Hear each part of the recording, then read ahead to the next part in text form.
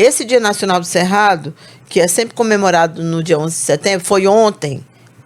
Quer dizer, ontem, mas é sempre importante a gente falar dos cerrados, né, Liliana? Principalmente porque nós estamos vendo os biomas brasileiros sendo devastados por incêndios e não importa a característica do bioma, todos eles estão sob ameaça nesse momento. No caso dos cerrados, que é o segundo maior do Brasil, cobre 53% do nosso território e também está sob ameaça já há alguns anos. Não é de agora que esses alertas vêm sendo feitos.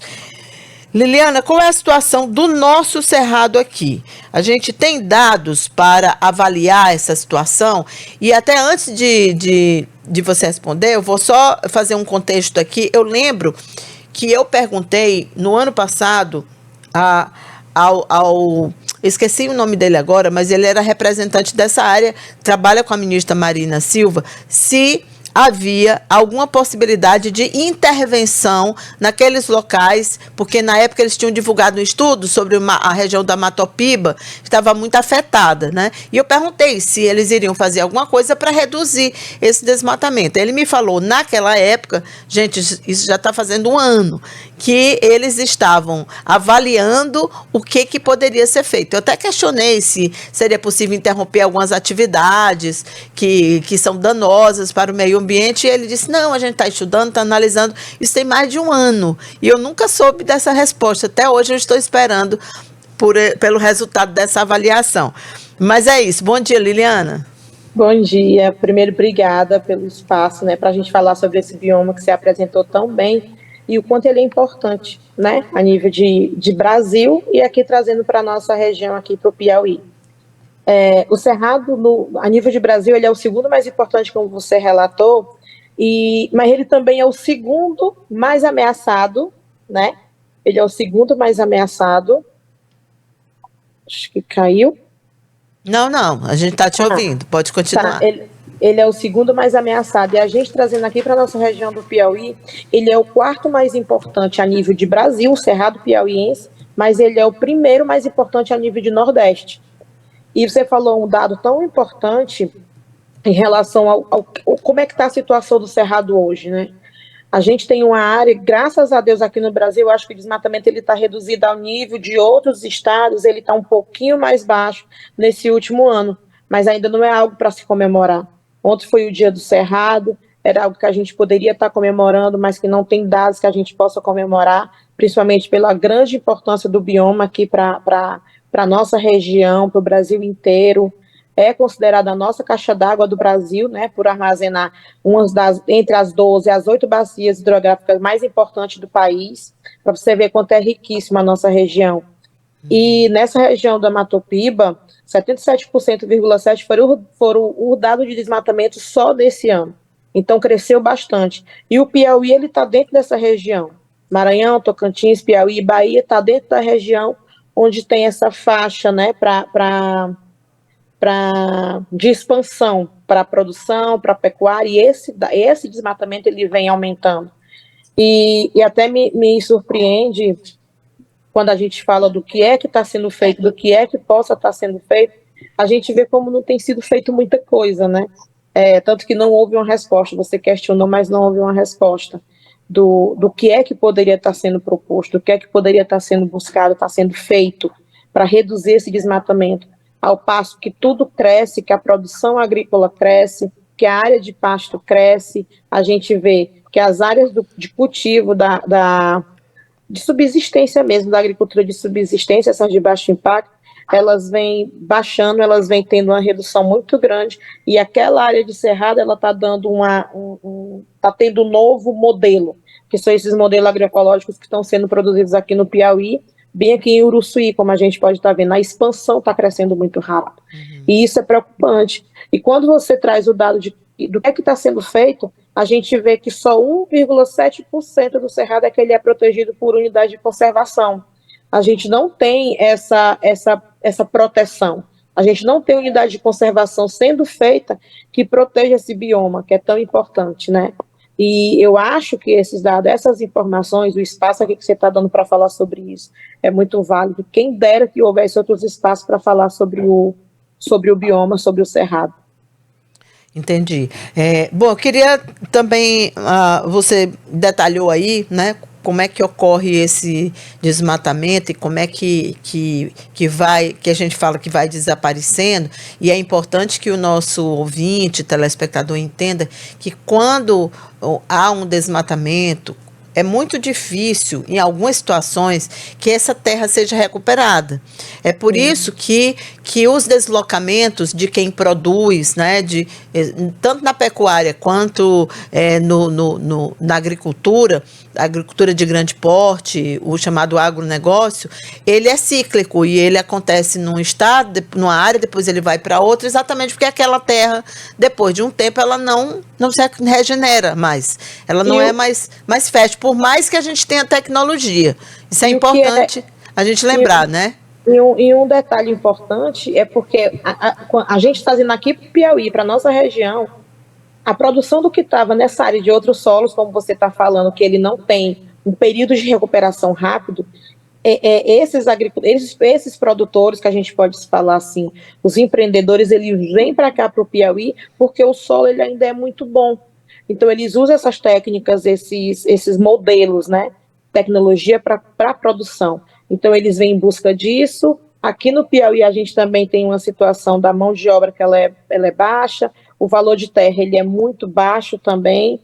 A gente tem um ponto muito grande, que é essa questão da grilagem de terra, que facilita que essa produção, que essas terras elas sejam ocupadas, e as pessoas elas esquecem de buscar uma informação muito válida. A gente está no ano mais quente aqui, muito mais quente aqui na nossa região.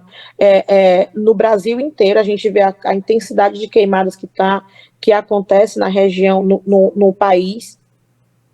E quando a gente verifica, no Cerrado, ele funciona também como sumidouro, então ele acumula esse armazenamento de carbono, esse sequestro de carbono. Então, quando a gente consegue manter essa área protegida, e a gente entende que é importante a produção também, a gente entende, mas ela consegue ser feita, ela pode ser feita de uma forma mais sustentável. Para isso mesmo, é uma bandeira que a gente sempre levanta e que a gente traz, que uma das medidas que o governo do Estado, o governo nacional do Brasil, ele pode estar fazendo, é fortalecer essas culturas das comunidades tradicionais, que elas nos orientam como é que pode ser feito isso. Isso é uma bandeira que a gente levanta não só em relação ao Cerrado, mas em relação a todos os outros biomas que também dependem disso. Afeta diretamente a gente, não só quem usa diretamente, não só quem produz, não só quem está lá plantando, quem está lá fazendo sua agricultura de subsistência, mas também afeta a gente, né? Entendi. Vocês avaliam que... Eu sei que você faz parte da REAP, né, que é aquela rede bastante atuante no nosso estado, que tem ambientalistas, né, que atuam em defesa do meio ambiente e também sempre denunciando situações irregulares. Como é que vocês avaliam esse crescimento do agronegócio, sobretudo nos cerrados? E esse aumento de produção, de produtividade, expansão das áreas e algumas políticas públicas, por exemplo, da regularização das terras ali naquela região, que chegou a ser motivo de um estudo, não apenas da situação do Piauí, mas repito, né, mais uma vez, da região da Matopiba. Eu vi um estudo que havia áreas que estavam sendo desmatadas por fundos internacionais e eram de propriedade de fundos internacionais, de empresas estrangeiras que estariam fortemente investindo nesse bioma. Eu queria saber se vocês acompanham isso. Então, a gente tem uma facilidade muito grande para a ocupação de áreas, que é justamente essa falta de regularização fundiária e a ausência de políticas públicas na proteção desses biomas, né? A região da Matopiba, recentemente, houve projetos de incentivo de empresas nacionais para que promovesse essa proteção. Então, o grupo não só trabalha com esse direcionamento para fortalecer essa regularização fundiária das terras, que isso é um grande facilitador para a entrada de grandes empreendimentos, de grandes empresários, que fortalece, né, acaba fortalecendo essa expansão agrícola, mas também até mesmo para garantir a proteção dos povos, que isso a gente não tem. Então, essa facilidade, com a flexibilização de leis, isso facilita com que essa produção venha aumentando e essas áreas elas sejam expandidas, facilitando também porque não tem uma proteção mais efetiva. E a gente discutindo dentro mesmo da REAP, né, teve uma série de incentivo, manifestações de proteção mesmo dessa área da Serra Vermelha, da própria área da Matopiba. A gente está discutindo e propondo, né, divulgando para que a PEC 504 seja aprovada, que justamente é essa área para proteger essas áreas dos cerrados, e a gente não tem avançado tanto. É muito difícil construir política pública, aqui falando no jornal, falando para você, quando a gente não tem um fortalecimento, um incentivo disso. As populações, as comunidades, elas são trazidas para isso, mas elas não se empoderaram ainda, que a participação delas também é importante nessa proteção. Então, a gente vem fazendo isso não só nessa região, mas a gente vem buscando trabalhar com o processo de regularização junto com a REAP, junto com o pessoal do Corridiário, nessa região inteira, muito focado nessa parte de regularização fundiária, que eu acho que isso, e a gente entende, que é o grande facilitador dessa expansão, e também a flexibilização de leis, a ausência dessas políticas públicas. Entendi. O importante é que realmente, acho que a própria população também se mantenha um pouco mais atenta, né, a essa situação, porque nessa questão ambiental, às vezes, quando alguma providência é adotada, a situação já aconteceu. O leite já está derramado e aí dificilmente é possível fazer alguma coisa. A gente vê algumas imagens, eu não sei se é exatamente do Cerrado essa aí, estava muito parecida com o bioma Caatinga, mas de qualquer maneira são biomas que, assim como o Cerrado da Caatinga também está sob ameaça, todos os demais, aliás. E acaba que o Cerrado ele tem transição, né? Acaba isso, que exatamente. Tem uma transição com a Caatinga, com a Amazônia, com a Mata Atlântica. Quando a gente vê uma vegetação, a gente imagina que não seja, mas são biomas de transição, acaba juntando um com o outro, né? Exatamente, como eu imaginava, Thalia, Caatinga, do nosso bioma. Liliana, muito obrigada por essa conversa aqui também, por você nos esclarecer. Aqui a gente está sempre aberto para falar sobre meio ambiente, é um dos nossos temas que a gente mais trata aqui no programa. Às vezes eu acho que é até demais. E agora, felizmente, eu vejo um interesse, por exemplo, dos candidatos aqui em Teresina. Eu sei que você está em Parnaíba, eu não sei se aí essa questão também é uma questão que vem chamando a atenção, mas aqui, pelo menos, os candidatos começam a tratar desse assunto, que eu acho que já é um avanço, porque essa pauta, ela passava batida nos debates, ninguém falava sobre esse assunto, e a gente entendia, a maioria dos piauienses entendia essa situação como uma situação irreversível. Nós sabemos que não é preciso conviver com essa nova realidade de aquecimento global, e um dos pontos mais importantes é evitar a devastação ainda maior de áreas que precisam ser mantidas preservadas, né? Eu que agradeço o espaço, e quem dera que houvesse mais programas, né, que mostrasse, que divulgasse temas tão importantes como o meio ambiente. Fico feliz em saber que em Teresina há essa pegada, essa discussão, o meio ambiente sendo uma pauta tão importante. Gostaria muito, e às vezes a gente fica envergonhado, receoso, porque aqui no litoral a gente não escuta, não ouve tanto isso, mas seria muito, muito importante, a gente só tem a crescer. O meio ambiente, quando ele é trabalhado com uma forma sustentável, né, trazendo as comunidades para participar de todo o processo, eu acho que todo município, o litoral, ele só ganha. Mas fico feliz pela oportunidade de a gente poder falar um pouco desse bioma que é tão importante e passa muito batido quando vão em algumas discussões. Parabéns pelo espaço, parabéns pelo programa, e que bom que existe esse programa para falar sobre isso.